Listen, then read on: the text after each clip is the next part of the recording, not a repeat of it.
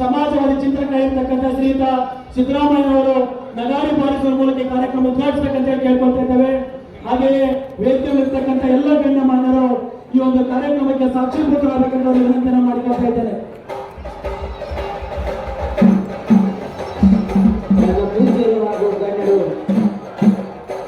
ನಗಾರಿ ಬಾರಿಸುವ ಮೂಲಕ ಕಾರ್ಯಕ್ರಮಕ್ಕೆ ವಿದ್ಯುತ್ ಚಾಲನೆಯನ್ನು ಕೊಡಬೇಕು.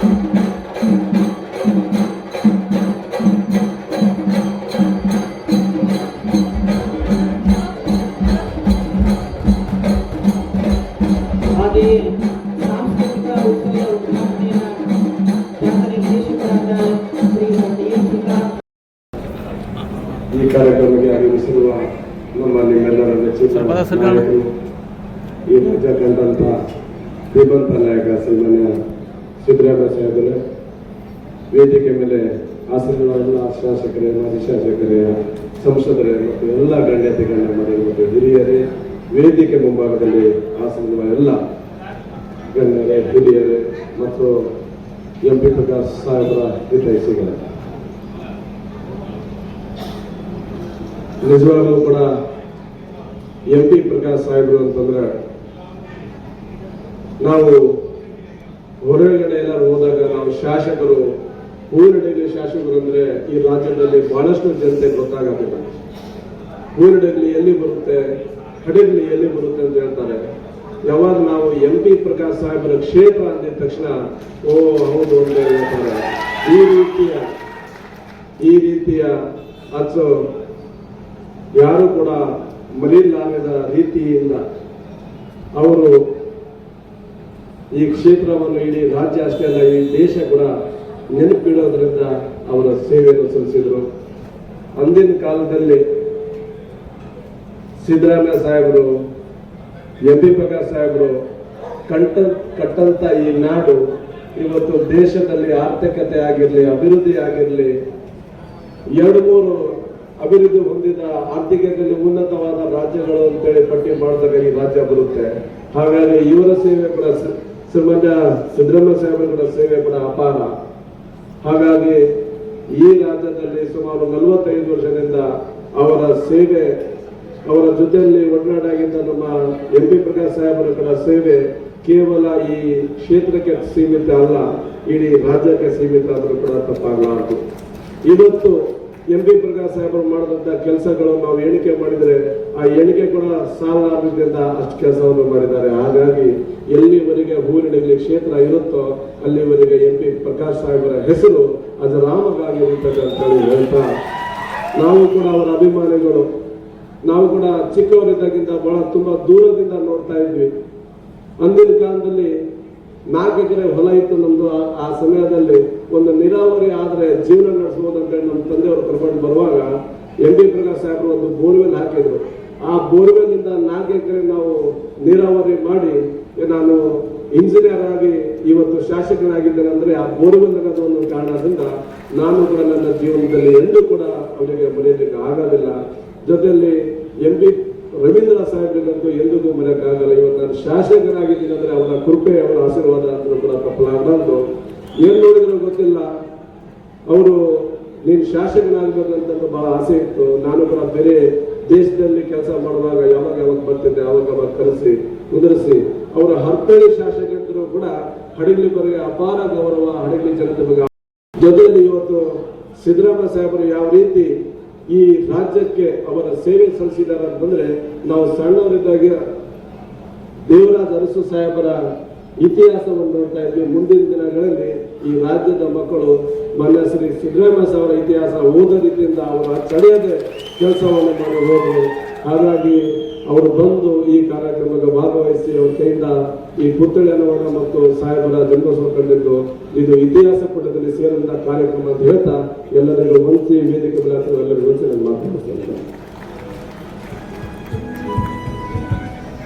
ಶ್ರೀಯುತ ವಿ ಪ್ರಕಾಶ್ ಅವರ ಸಾಧನೆಗಳನ್ನು ಕೊಂಡಾಡಿರ್ತಕ್ಕಂತಹ ಶ್ರೀಯುತ ಕೃಷ್ಣನಾಯ್ಕ ಸರ್ ಅವರಿಗೆ ಧನ್ಯವಾದಗಳನ್ನು ತಿಳಿಸ್ತಾ ಮುಂದಿನ ಅತಿಥಿ ನುಡಿ ಶ್ರೀಯುತ ಅಮರೇಗೌಡ ಬಯ್ಯಾಪುರ ಮಾಜಿ ಶ್ರಮಿಕರ ಪರವಾಗಿ ಹೋರಾಟವನ್ನು ಮಾಡ್ಕೊಂಡು ಬಂದು ಇವತ್ತು ತಮ್ಮದೇ ಆದಂತ ಒಂದು ಹೆಜ್ಜೆ ಗುರುತುಗಳನ್ನ ಇವತ್ತು ಬಿಟ್ಟಿರ್ತಕ್ಕಂಥದ್ದು ನಮಗೆಲ್ಲ ಈಗಿನ ರಾಜಕಾರಣಿಗಳಿಗೆ ಮಾದರಿ ಅಂತೇಳಿ ವೇದಿಕೆಯಲ್ಲಿ ಹೇಳಲಿಕ್ಕೆ ನಾನು ಇಷ್ಟಪಡ್ತೇನೆ.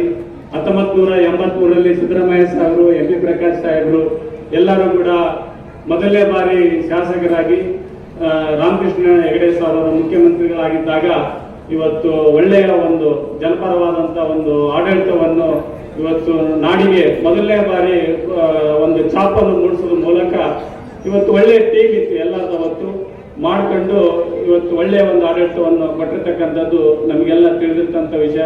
ಯಾವುದೇ ಒಂದು ಇಲಾಖೆ ಇದ್ರು ಸಾಹೇಬ್ರಿಗೆ ಬರ್ಬೇಕಾದ್ರೆ ನಾನು ಗಾಡಿನಲ್ಲಿ ಮಾತಾಡ್ಕೊಂತ ಬರ್ತಾ ಇದ್ವಿ. ತುಕಾರಾಮ್ ಸುಮಾರಾಗ ಯಾರಾದ್ರೂ ಮಂತ್ರಿ ಇಲ್ಲಂದ್ರೆ ಯಾರಲ್ಲಂದ್ರೆ 16-17 ಇಲಾಖೆನ ಅವರೇ ಉತ್ತರ ಕಂಡ ಒಂದು ಸಾಮರ್ಥ್ಯ ಎಂ ಬಿ ಪ್ರಕಾಶ್ ಅವ್ರಿಗಿತ್ತು ಅಂತ ಹೇಳಿ ಸಾಹೇಬ್ರು ಕೂಡ ನಾವು ನೆನ್ಸ್ಕೋಬೇಕಾಗಿದೆ. ಯಾರಾದ್ರೂ ಇವತ್ತು ಮಂತ್ರಿಗಳ ಸಬ್ಜೆಕ್ಟ್ ಕ್ಯಾಬಿನೆಟ್ ಬರ್ಬೇಕಾದ್ರೆ ಓದ್ಕೊಂಡ್ ಬರ್ಬೇಕು, ಈ ತರ ತಿಳ್ಕೊಂಡ್ ಬರ್ಬೇಕು ಅಂತೇಳಿ ಒಂದು ಗುರುಗಳಾಗಿ ಇವತ್ತು ನಮ್ಮ ಹಡಗಲಿಯಲ್ಲಿ ನಮ್ಮ ತಂದೆ ಇಲ್ಲಿ ಬಂದಿದ್ದು 1964ರಲ್ಲಿ ವಕೀಲರಾಗಿ ಇಲ್ಲಿ ಬಂದು ಪ್ರಾಕ್ಟೀಸ್ ಮಾಡೋದಕ್ಕೆ ಸ್ಟಾರ್ಟ್ ಮಾಡಿದ್ರು. ಅವತ್ತಿನ ಕಾಲದಲ್ಲಿ ಏನು ಮನೋರಂಜನೆ ಕಾರ್ಯಕ್ರಮಗಳು ಇರ್ತಿರ್ಲಿಲ್ಲ, ಆದ್ರೆ ಕಂಪ್ನಿ ನಾಟಕಗಳು ಬಂದಾಗ ಮಾತ್ರ ಮಾಡ್ತಾ ಇತ್ತು. ಒಂದು ಹವ್ಯಾಸಿ ರಂಗ ಮಂದಿರ ಇಲ್ಲಿ ರಂಗ ತಂಡ ಇತ್ತು. ನಮ್ಮ ತಂದೆಯವರು 1964ರಿಂದ ಇಲ್ಲಿಯವರೆಗೂ ಮಾಡಿರುವಂತ ನಾಟಕಗಳನ್ನು ನಮ್ಮ ಹಡಗಲಿ ಜನಕ್ಕೆ ಒಂದು ನಮ್ಮ ಅಪ್ಪಾಜಿಯವರ ಪುತ್ಥಳಿಯನ್ನು ಅನಾವರಣ ಮಾಡಿದ್ದಕ್ಕೆ ಅವರಿಗೆ ತುಂಬ ಹೃದಯದ ಧನ್ಯವಾದಗಳನ್ನು ಹೇಳಕ್ಕೆ ಇಷ್ಟಪಡ್ತೀನಿ. ಎಲ್ಲರಿಗೂ ಇದೇ ತರ ಸಾಂಸ್ಕೃತಿಕ ಕಾರ್ಯಕ್ರಮ ಮಾಡ್ಕೊಂತ ಹೋಗಿ ಯಾವತ್ತೂ ಮೇಲಿರುವಂತ ಎಂ ಪಿ ಪ್ರಕಾಶ್ ಅವರ ನನ್ನ ತಂದೆ ಮತ್ತೆ ನನ್ನ ತಮ್ಮ ಮಗ ಎಂ ಪಿ ರವೀಂದ್ರ ಮೇಲಿಂದ ನೋಡ್ತಾ ಇರ್ತಾರೆ ನಿಮ್ಮ ಕಾರ್ಯಕ್ರಮಗಳನ್ನು ಅಂತ ಹೇಳ್ತಾ ಇವತ್ತು ನನಗೆ ಮಾತಾಡೋದಕ್ಕೆ ಅವಕಾಶ ಮಾಡಿಕೊಟ್ಟಿದ್ದ ರಂಗಭಾರತಿಯ ಅಧ್ಯಕ್ಷರು ಮತ್ತು ಪದಾಧಿಕಾರಿಗಳೆಲ್ಲರಿಗೂ ಧನ್ಯವಾದಗಳು. ನಮಸ್ಕಾರ.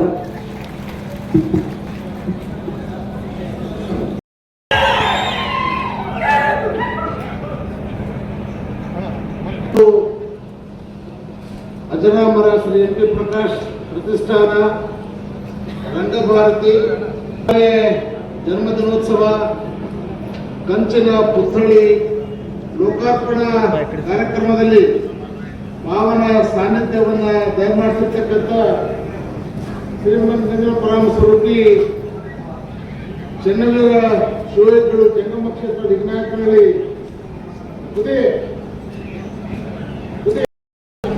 ಇಂದಿನ ಕಾರ್ಯಕ್ರಮದ ಕಂಚಿನ ಪುತ್ಥಳಿಯನ್ನು ಲೋಕಾರ್ಪಣೆ ಮಾಡಲಿಕ್ಕೆ ದಯಮಾಡಿಸಿರ್ತಕ್ಕಂಥ ಈ ನಾಡಿನ ಹೆಮ್ಮೆಯ ನಾಯಕರು, ಭಾಗ್ಯಗಳ ಸರ್ದಾರರು, ಗ್ಯಾರಂಟಿ ಕೊಟ್ಟಂತ ಬಡವರ ಆಶಾ ಕಿರಣ, ರೈತರ ಮಿತ್ರ ಸನ್ಮಾನ್ಯ ಸಿದ್ದರಾಮಯ್ಯ ಸಾಹೇಬರವರೇ ಈ ಕಾರ್ಯಕ್ರಮದಲ್ಲಿ ಭಾಗವಹಿಸಿ ಮಾತಾಡಿರ್ತಕ್ಕಂಥ ನಮ್ಮ ಬಳ್ಳಾರಿಯ ಲೋಕಸಭಾ ಸದಸ್ಯರು ಸಹೋದರರಾಗಿರ್ತಕ್ಕಂಥ ತುಕಾರಾಮ್ ಅವರೇ, ಹಾಗೆ